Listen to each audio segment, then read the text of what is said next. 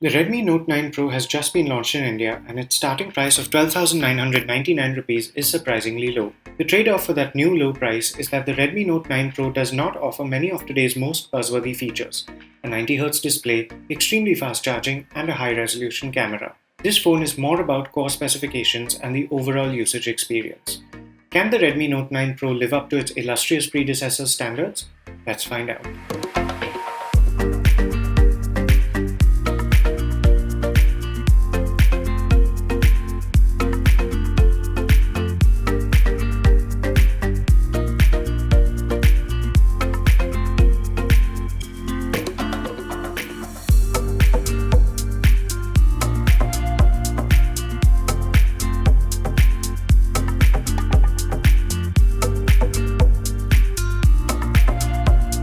Before we go ahead though, please do remember to subscribe to our channel and hit the bell icon so you always know whenever we post a new video. The Redmi Note 9 Pro has a 6.67-inch Full HD Plus 1080 by 2400 pixel screen which has a tall aspect ratio. This is a standard 60Hz panel and doesn't have a 90Hz refresh rate like some other recently launched devices, most notably the Realme 6. At 8.8mm thick and 209 grams in weight, many people will find this device bulky and unwieldy. The large screen does work nicely for videos and games, but the size and placement of the camera bump on the rear make holding the Redmi Note 9 Pro in landscape while playing games just a little uncomfortable. The screen is reasonably bright and crisp. We did find the camera hole a little distracting when watching videos full screen. We weren't impressed with the speaker though. Sound is loud but harsh and tinny. The Redmi Note 9 Pro has a side-mounted fingerprint sensor which is embedded into the power button. This sits in a slight recess on the right of the phone which lined up very well with the thumb of our right hand. This sensor and face recognition were both quick and effective in our experience. The volume buttons are placed awkwardly above the sensor and aren't easy to reach while on a call. On the left there's a tray with slots for 2 nano SIMs and a micro SD card. Xiaomi's trademark infrared emitter is on the top and can be used to control several home appliances. There's the usual USB Type-C port, 3.5mm audio socket, and a speaker on the bottom. Onto software, MIUI 11 runs on top of Android 10, and our review unit had the February security patch. Sadly, bloatware and promotional content remain parts of Xiaomi's business strategy. The company does say that users can remove some of these apps or disable some of these features, but we did see lots of spammy notifications. There's no app drawer, but you do get some level of UI customization. MIUI takes some getting used to, but if a constant stream of ads and promotional content doesn't bother you, then you won't face any major hurdles while using it. Let's now talk about performance. The Redmi Note 9 Pro is more than powerful enough to handle anything from basic calls and messaging all the way up to heavy 3D gaming with no trouble whatsoever. Multitasking was also smooth and trouble-free thanks to the Snapdragon 720G chip that this device has. PUBG Mobile defaulted to the high-quality preset. We played a few rounds for about 20 minutes and found that the Redmi Note 9 Pro did get a little warm, contrary to Xiaomi's claims. The phone never got too uncomfortable, but we didn't want to play for too much longer. Graphics were consistently smooth throughout, and gameplay was enjoyable.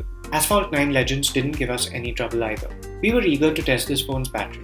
With ordinary use, we were very pleased to see the Redmi Note 9 Pro easily lasting through a full day and nearly half of the second day before needing a recharge. Our HD video loop test ran for 16 hours 2 minutes, which is not great, considering that some competitors in this space can boast of scores that cross 20 hours. Now let's take a look at the camera specs.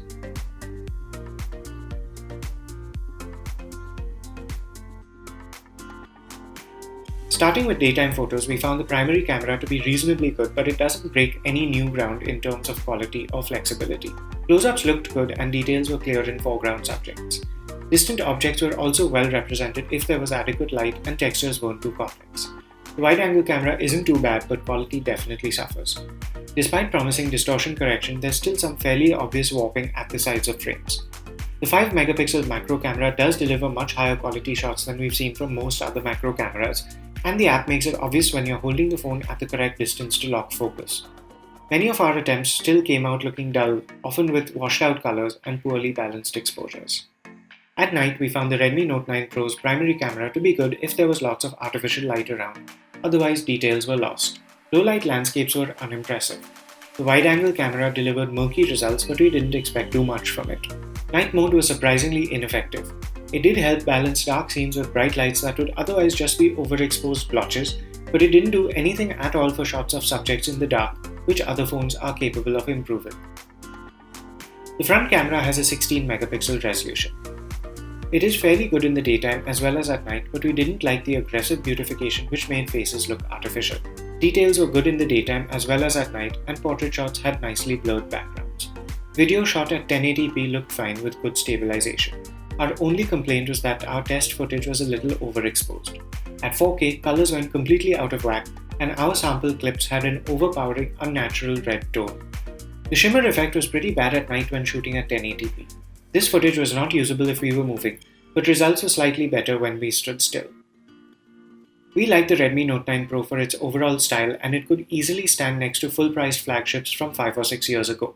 The specifications are very impressive, and we had very few complaints when using this phone for day-to-day tasks as well as general entertainment. The primary camera is a letdown though, especially in low light. We also found the phone a bit too bulky for our liking. While it's hard to see the value in the 6GB version of the Redmi Note 9 Pro, the 4GB variant has been launched at an incredible price.